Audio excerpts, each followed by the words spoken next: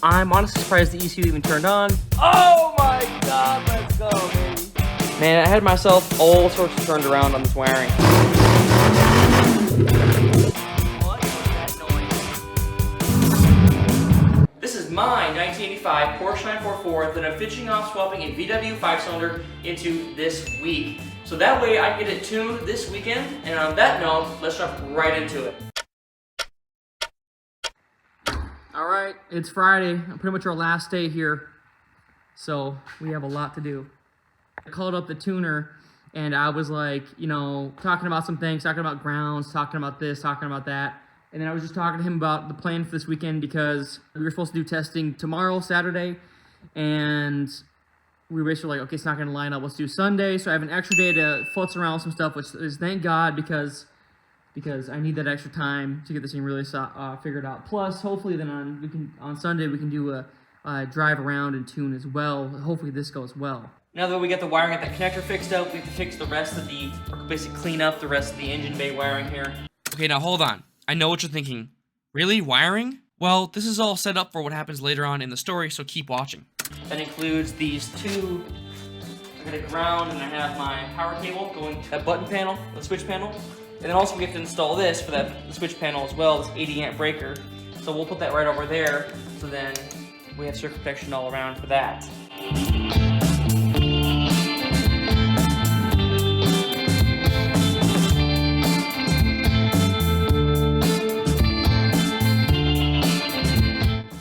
Alright, so we got those wires and some sheathing here, which I'm not a big fan of this stuff. I'm trying it out, but I don't know if it's gonna work. I like this stuff a lot better. I think I'm just gonna reorder some, pull this back out because it's really easy to get out, and then rerun it. But this is the positive pressure for the gas tank. So what they did is they ran it back up to the front, and it goes over here to this line, and then under there, it goes to a, you can't see it, but in the fender there's a carbon filter it needs to go to. Obviously, this line isn't that long, so I'm gonna cut it off here, probably do a fitting through here, and then run it to this hose. So I gotta get that, and then start plugging away into the relay block inside the car. So let's get this done.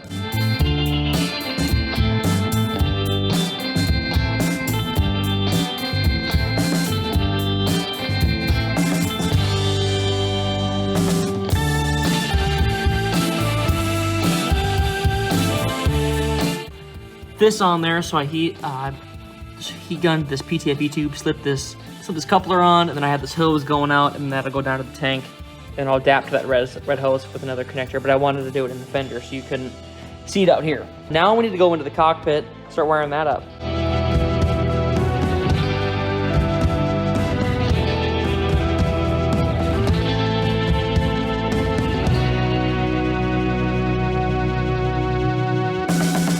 It's already looking so much better in here.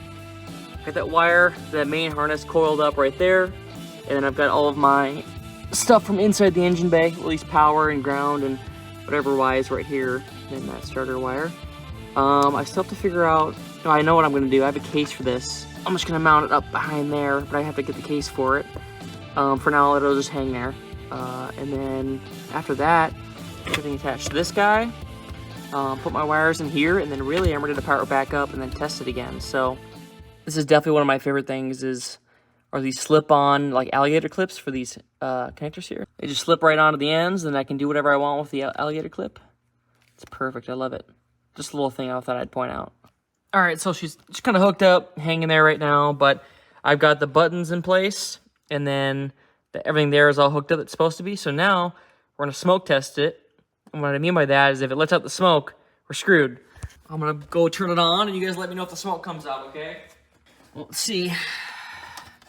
Make sure we're not in gear or something stupid. Okay, so now, let's see. So this should be ECU. ECU's on. This should be spark and, wait, did that turn on? Injectors and everything on. Let's just see, without any fuel, see if everything clicks.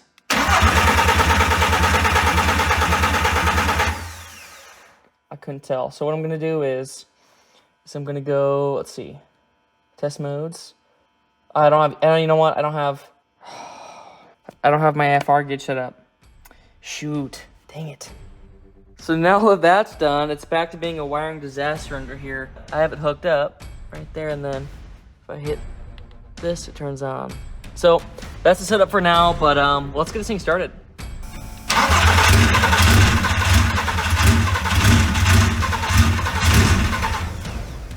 Oh, wait, dude, come on.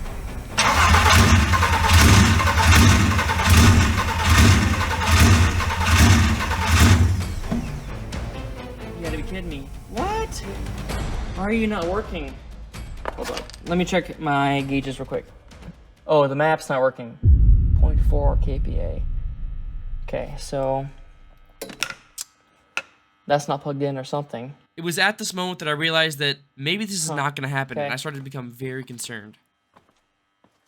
Well, honestly, the bed ending to Friday here, but it's gonna be okay because we still have tomorrow. We have a little bit of extra time, but not very much time because I have an event going on Saturday, and then we can tune and test on Sunday. But you know, that map isn't hooked up.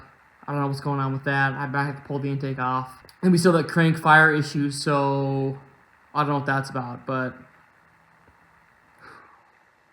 the end of Friday. All right, it's Saturday. I'm here at the shop. I don't have a lot of time because I have an event going on right after this, but I'm going to try to lift up the intake a little bit, get that plug in, see why it's not plugging into the map sensor.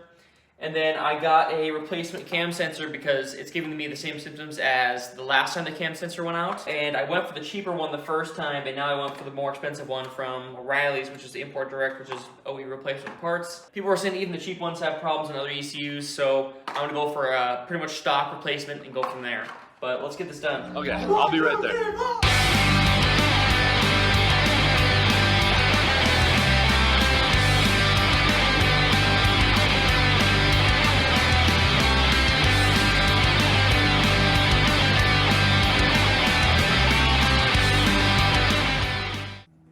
All right, I felt the map sensor click in place. All I did was loosen the manifold, lift it up, and then click it in place. I don't know why it wouldn't when it was just sitting like this. Whatever. I got the new cam sensor in plugged in, so now let's go to the computer and see if it's showing up correctly. See if it comes up normally. It does 100 kPa. Okay, that's good. All right, so I think we're ready to go ahead and put the manifold back on all the way, or tighten it back down, and then start it back up. This is pretty much our last chance to give this thing a shot. So let's give it one more shot. Yep, it's on that one. So we'll get that heated up, and then fuel's on, and I'm gonna go check fuel pressure, and then we'll give it a shot. Come on. Give me some, baby.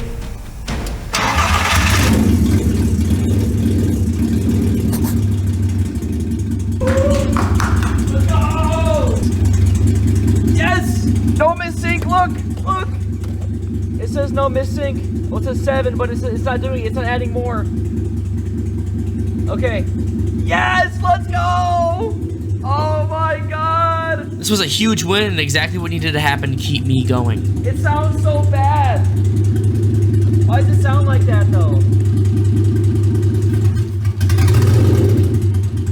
Why does it sound like that, though? So in this moment, I didn't realize it, but there was a misfire happening. But in any case, I want to rev this thing out.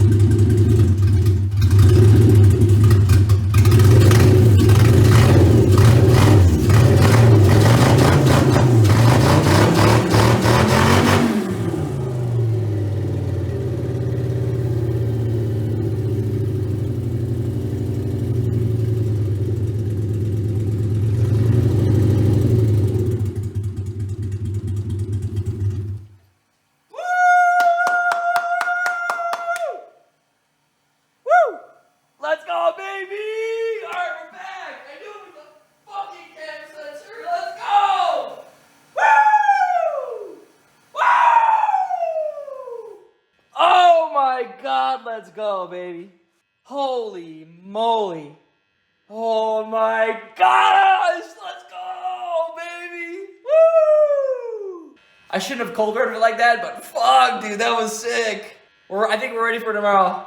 I knew it was the damn cam sensor. Alright guys, it's Sunday, the final day.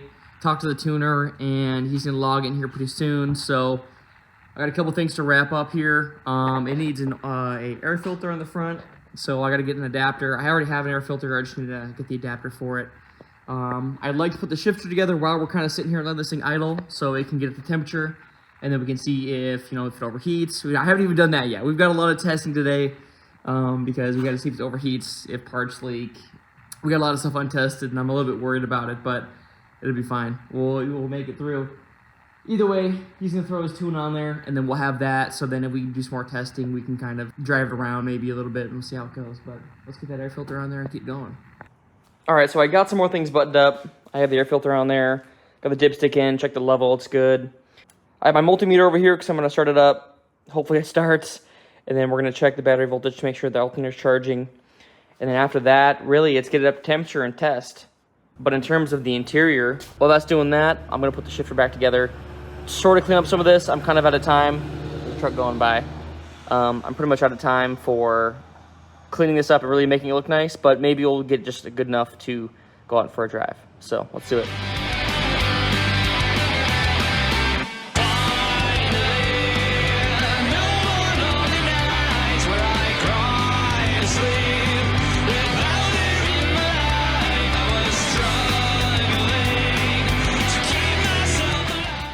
All right, I got the mistake figured out. The spark plugs are wired up a little bit wrong. It's actually a really small issue.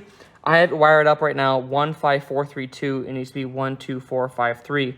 So I've got 2 and 5 flipped. I don't know how this happened, but putting those pins in there, I was really careful. But mistakes do happen, and this is a really small one. So I just have to flip basically these 2 cylinders on firing order, and then it should start right up and be fine. Simple mistake. It is what it is. I'll flip them real quick and get it done.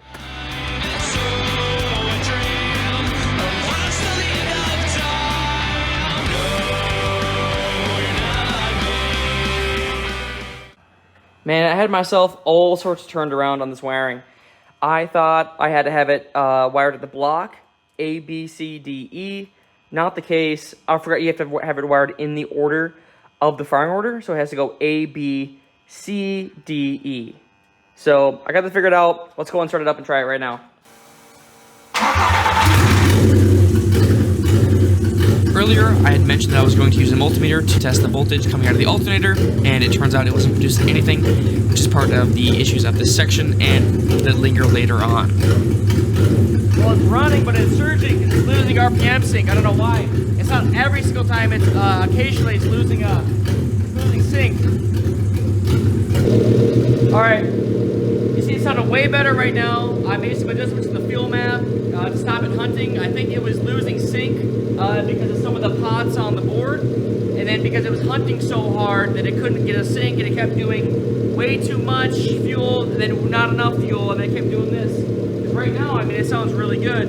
So I'm just gonna let this thing idle. We're gonna get it up to temperature. The tuner said he wanted to wait, made sure I found that spark issue first, and then he said get up to temperature, and then we can start playing with some maps and stuff. But all right, so we rolled it outside. We're gonna do some more testing on it. It was getting stuff inside the garage with all the exhaust.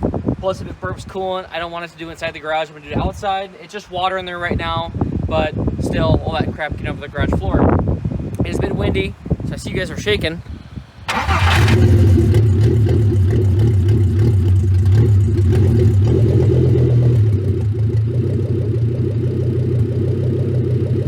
not sure why it does that, but I have to adjust that trigger level every single time. Oh, I know what it is. Okay.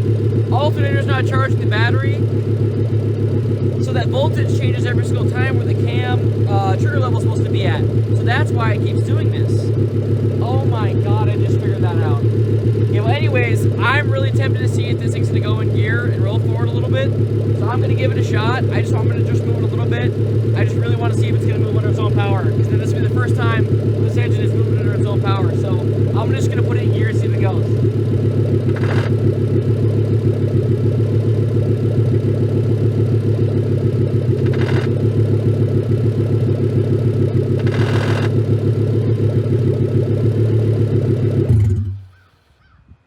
What was that noise?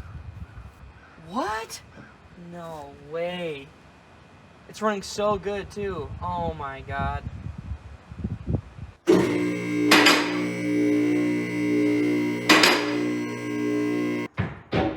I did some research and it turns out this is actually a common issue. So what they said is that the starter is hitting the pressure plate when you press it.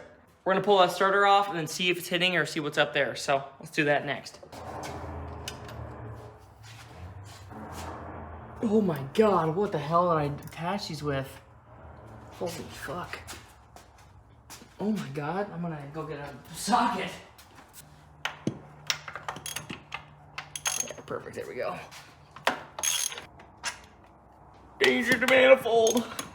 The one time I hope there's parts hitting together is in this scenario, when it'll be an easier fix than pulling the whole entire engine.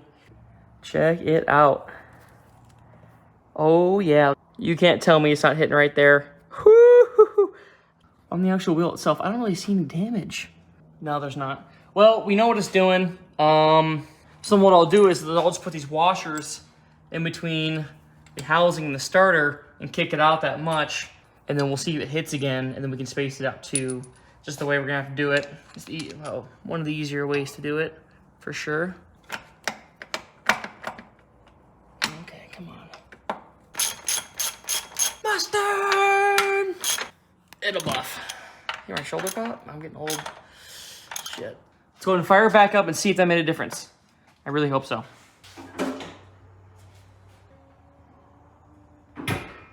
But let's see if she hollers when I let her go.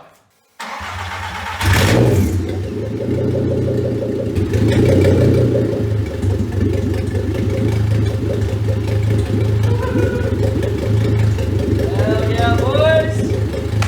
Easy fix, baby! Oh yeah, I'll put her in first. No grinding sounds at all. Look at that. Choo, buddy! Let's go. Awesome. All right, at this point, I've tested enough.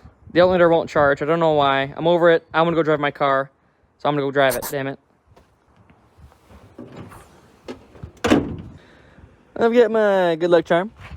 Let's go ahead and throw that anywhere. That'll be fine. All right. Let's get this thing on the road, eh? Laptop and passenger seat. Check. Well, wiring sort of tucked up. Check. Camera mount. Check. Check. All right, I made sure that the windshield is as dirty as it possibly could be. I think we're ready to go. I don't know if I should put my seatbelt down if this thing bursts into flames. All right, well, here goes nothing. There it goes. You guys know what time it is. It's time to take her for a rip, bud.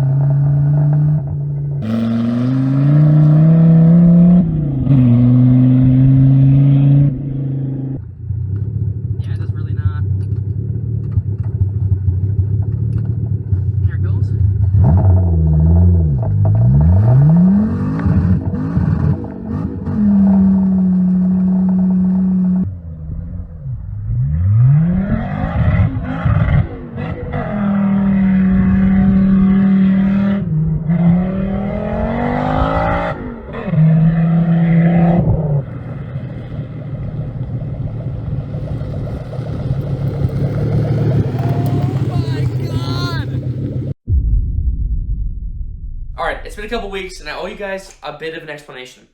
So, throughout this video you guys just watched, I had a couple remaining issues, like the alternator wouldn't charge, and oil leaks, and a couple other things. So, what happened is the tuner never got around to tuning it because of these issues, right?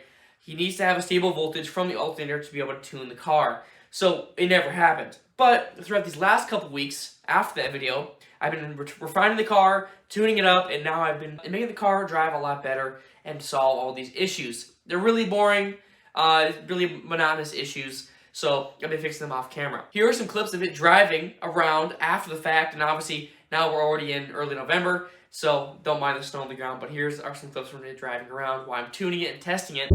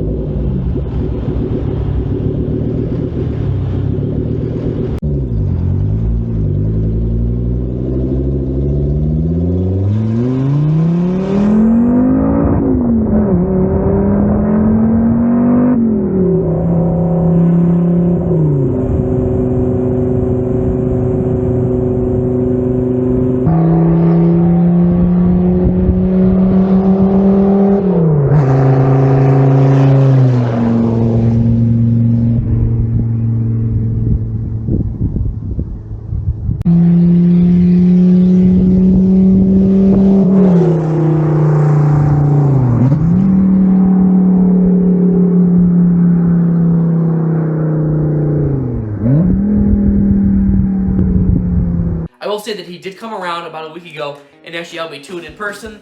One of the oil leaks got worse, and then I had to fix that, so I lost all this time there. But he still helped me out, so big shout out to Chasen for helping me out on that. Otherwise, for some upcoming projects, we have the full exhaust to do for that 944 Porsche, and we have this thing.